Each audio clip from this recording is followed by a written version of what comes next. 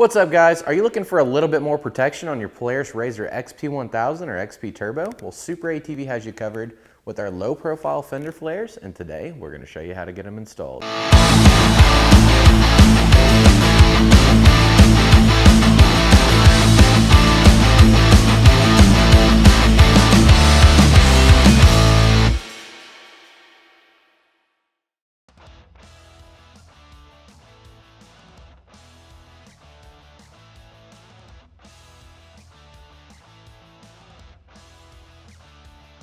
So the first thing we're going to do is come right here at the bottom of the factory fender flare and remove this push pin.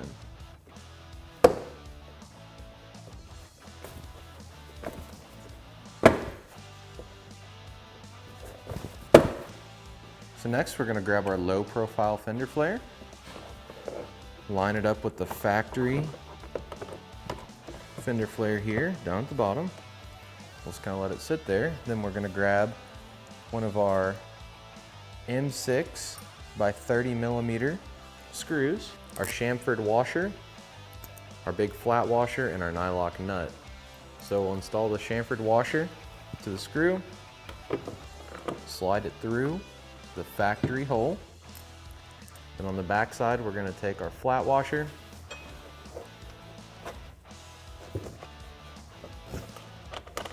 slide it on, and then start our nut.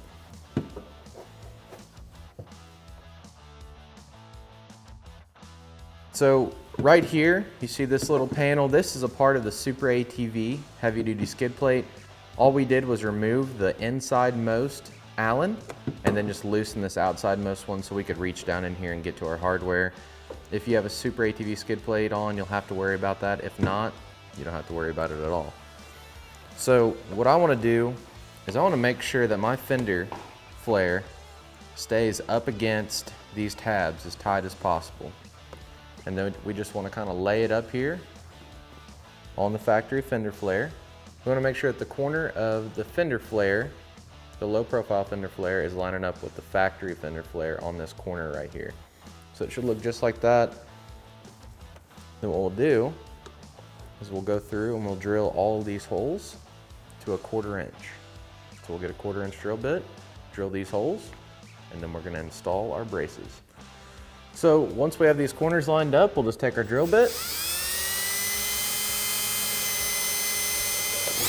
and just drill right through the center of where these holes are.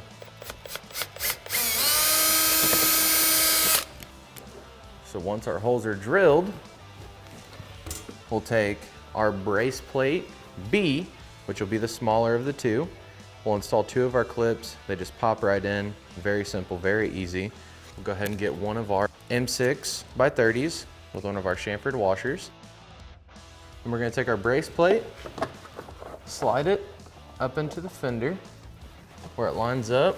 And I like to go ahead and get one screw slid through the hole in the low profile fender flare. Just have to kind of feel around until you get it lined up with the clip. So now we're just going to do the same thing here with these 2 holes. Just get them lined up.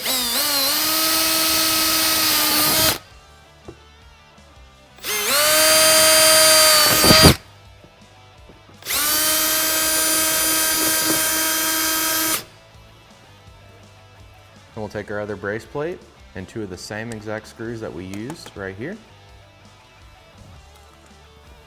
Slide it into position. Once we have everything started,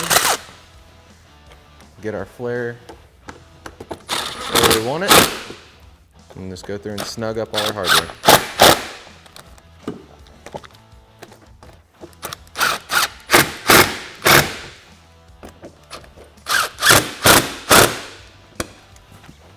Down here, you'll need a 10 millimeter wrench for the nut.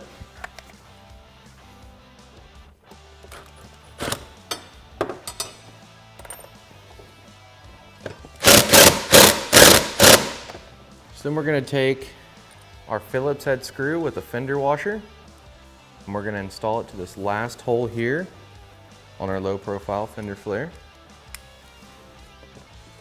We'll just thread right in If you want to, you can drill a small hole just for it to get started. Just make sure you get it good and tight. Let's go back through, double check all your hardware, and then we're gonna move on to the rear.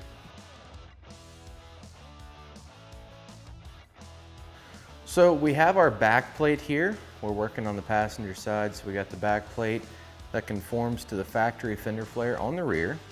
You just wanna get this lined up the best that you possibly can. Just look it over real good.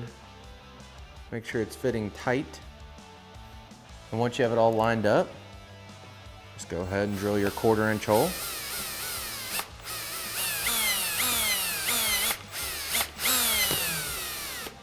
And then keep it held in position exactly where you just drilled. And take a drill bit or something of that nature to kind of hold it in place. That way it doesn't shift on you. And then I like to do the front one, and then I like to come back here to this one. So we can still adjust around a little bit if we need to. So we'll get it lined up where we want it. Drill another hole right here.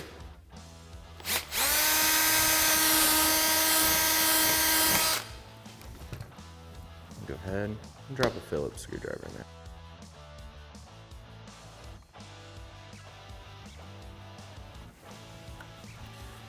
Now we're free to go ahead and drill the rest of our holes because we know it's not going to move. So we'll do this one here.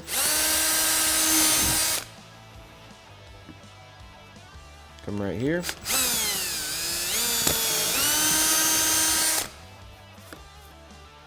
Get right back here to the rear.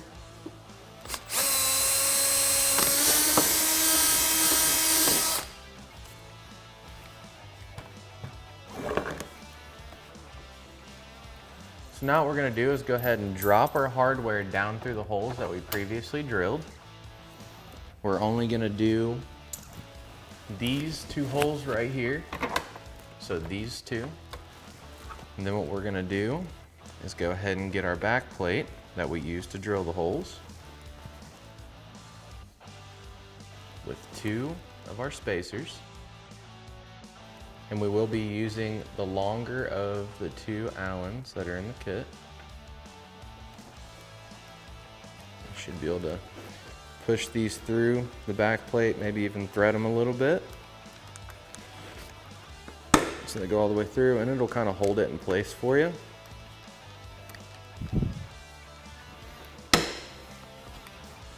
So as of right now, this is what you should have.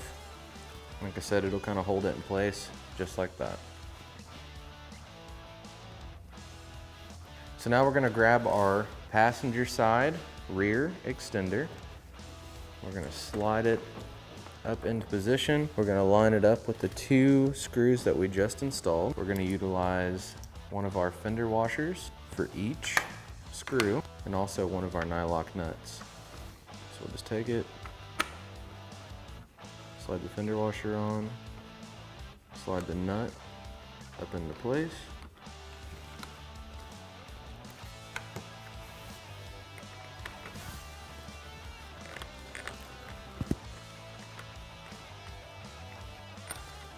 Just like that. So we're going to start back here with our rearmost hole. We're going to grab the shorter of our 2 Allens. We're going to make sure our holes are all lined up. We're going to slide our hardware through our back plate and through our extender.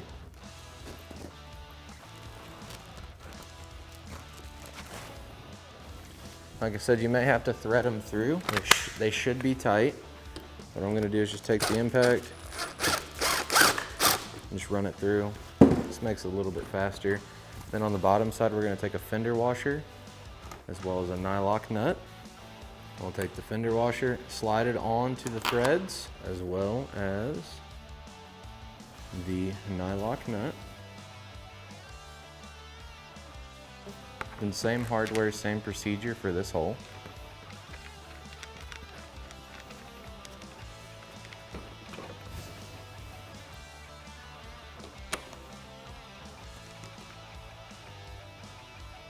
Take one of our spacers, line it up with the hole, slide our hardware through, then line our back plate up, line it up with the flare, take a fender washer,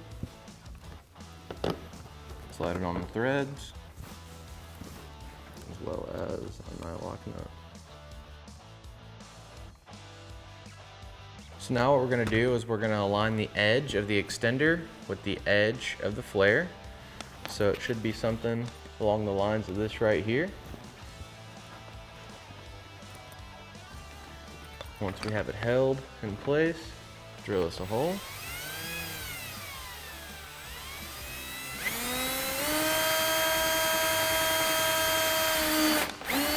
So just to make sure we're still lined up, I'm gonna go ahead and put my hardware through. We're gonna be using the shorter of the two Allens, and then we're gonna use a fender washer and a nylock nut. So I'm gonna go ahead and snug it up.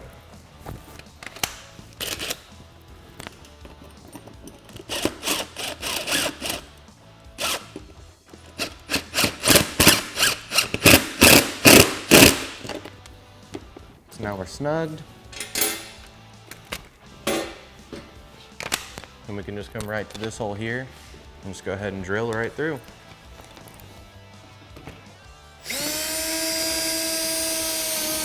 So now that we have our hole drilled, we're gonna take our spacer, slide it in through the back side of the flare here until it lines up with the holes.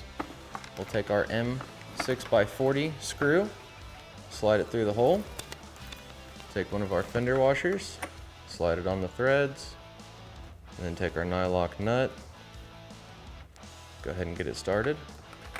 And we're gonna tighten this hardware right here first and then work our way back.